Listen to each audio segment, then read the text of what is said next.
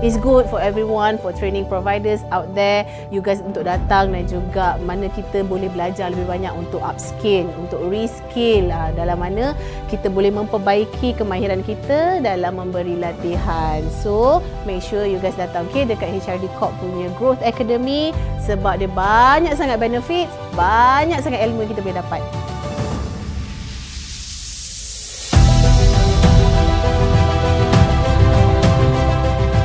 Nasihat saya untuk rakan-rakan jurulatih yang lain, jom sertai Growth Academy.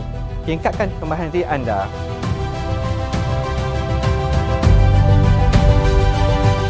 Sebenarnya saya datang sini, saya dapat banyak input yang memang terbaik lah. Saya suggest lah kepada mana-mana training provider ataupun trainer yang nak menyertai HRD Corp Grow ni. Seperti hari ni lah, hari ni bermula daripada pagi sampai ke petang ni banyak slot dan input-input menarik. Contohnya daripada macam mana kita nak belajar untuk mempromosikan kita punya konten-konten kita, macam mana nak promosikan company kita. Dan petang ni pula saya rasa ramai yang tak tahu berkenaan dengan macam mana kita nak menjaga harta intelek kita ni. Ramai orang dah curi-curi harta kita tapi kita tak tahu pun. Dan petang ni saya dapat banyaklah ilmu berkenaan dengan benda ni.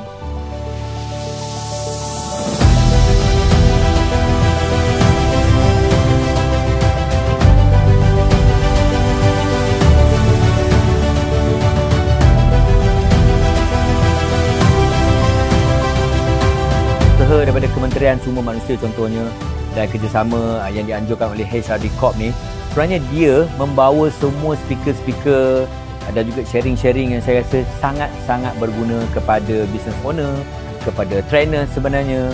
Jadi dalam masa ataupun proses untuk menjayakan bisnes kita dan kerja kita, product knowledge is very important. Jadi ambillah seruan kerajaan ini, ambillah usaha HRD Corp ini untuk kita join bersama-sama dengan program diorang yang akan berlangsung pada masa yang akan datang ni.